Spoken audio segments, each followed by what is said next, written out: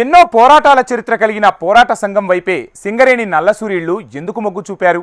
Coal మైన్లో AITUC సత్తా చాటడానికి దోహదపడ్డ కారణాలేంటి? బీఆర్ఎస్ సెల్ఫ్ గోల్ చేసుకుందా? సింగరేణి ఎన్నికల్లో పోటీపై పూటకోమాట మాట్లాడడమే కొంపముంచిందా? సింగరేణి గుర్తింపు సంఘం ఎన్నికల్లో కార్మికుల అనూహ్యమైన తీర్పు దేనికి సంకేతం? Watch the story. తెలంగాణలో మరో సమరాన్ని తలపించిన సింగరేణి ఎన్నికలు. పోరాట సంఘం వైపే మొగ్గు చూపిన నల్లసూరీళ్లు. సింగరేణి గుర్తింపు సంఘం ఎన్నికల్లో అనూహ్య తీర్పునిచ్చిన కార్మికులు. కోల్ మైన్లో సత్తా చాటిన ఏఐటీయూసీ. తెలంగాణలో మొన్నే అసెంబ్లీ ఎన్నికలు ముగిసిన సింగరేణి ఎన్నికలు మరో సమరాన్ని తలపించింది. ఏడాదిన్నర కాలంగా ఎదురుచూస్తున్న సింగరేణి గుర్తింపు కార్మికుల సంఘం ఎన్నికల్లో సిపిఐ అనుబంధ సంఘమైన ఏఐటీయూసీ విజయం సాధించింది. ఆ యూనియన్ ఆధ్వర్యంలో సింగరేణిలో ఎన్నో పోరాటాలు నిర్వహించి హక్కులు సాధించుకున్నారు. దీంతో కార్మికులు ఆ యూనియన్కే పట్టం కట్టారు. ఇప్పటివరకు 7 సార్లు ఇక్కడ ఎన్నికలు జరగ్గా 4 సార్లు ఏఐటీయూసీ, 2 సార్లు తెలంగాణ బొగ్గుగని కార్మిక సంఘం, ఒక్కసారి ఐఎస్టీయూసీ విజయం సాధించాయి. 7సారి జరిగిన ఈ గుర్తింపు సంఘం ఎన్నికలు అన్ని పార్టీలకు జీవన్మరణ సమస్యగా మారటంతో అందరూ సింగరేణి ఎన్నికలపై దృష్టి సారించారు. ప్రభుత్వ అనుబంధ సంఘాల ద్వారా సమస్యలు పరిష్కారం కావని గుర్తించిన కార్మికులు ఈసారి ఏఐటీయూసీ వైపు మొగ్గు చూపారు.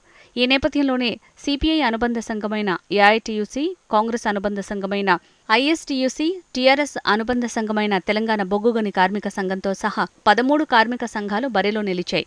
అయితే సింగరేణిలో పోటీ ఈ 3 యూనియన్ల మధ్య ఉంటుందని అంతా భావించారు. కానీ తెలంగాణ బొగ్గుగని కార్మిక సంఘం మధ్యలోనే వదిలేసింది. తాము పోటీ చేయమని బీఆర్ఎస్ అధిష్టానం మొదట ప్రకటించింది.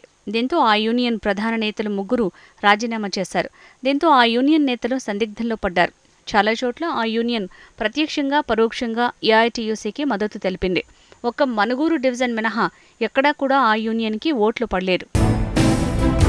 10 ఏళ్లుగా సింగరేణిలో అధికారానికి దూరంగా ఉన్న ఏఐటీయూసీ నేతలు ఈసారి తీవ్రంగా శ్రమించారు. కార్మికుల వద్దకు వెళ్లారు. గతంలో తాము చేసిన పోరాటాలు, సాధించిన హక్కుల్ని కార్మికులకు చెప్పడంలో వారు విజయవంతమయ్యారు. అదే సమయంలో మేనిఫెస్టో సైతం పక్కాగా రూపొందించి కార్మికుల వద్దకు వెళ్లారు.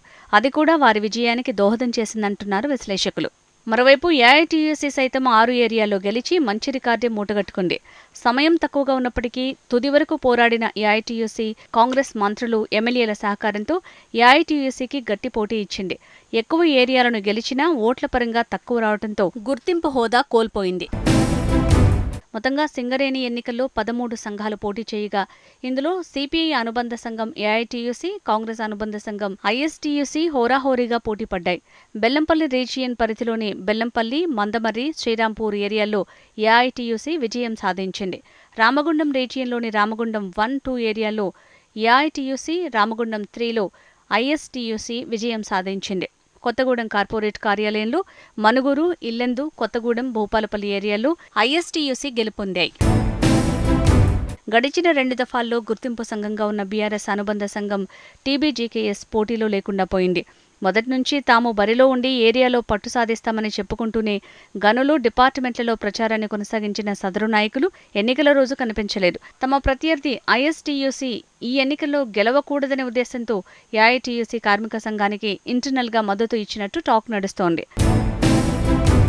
మొత్తానికి పోరాటాల చరిత్ర, చాలా చోట్ల తెలంగాణ బొగ్గుగని కార్మిక సంఘం చొరవ వల్ల ఏఐటీయూసీ విజయం సాధించింది. దీంతో ఏఐటీయూసీ గెలుపుతో కార్మికులు సంబరాల్లో మునిగి తేలుతున్నారు.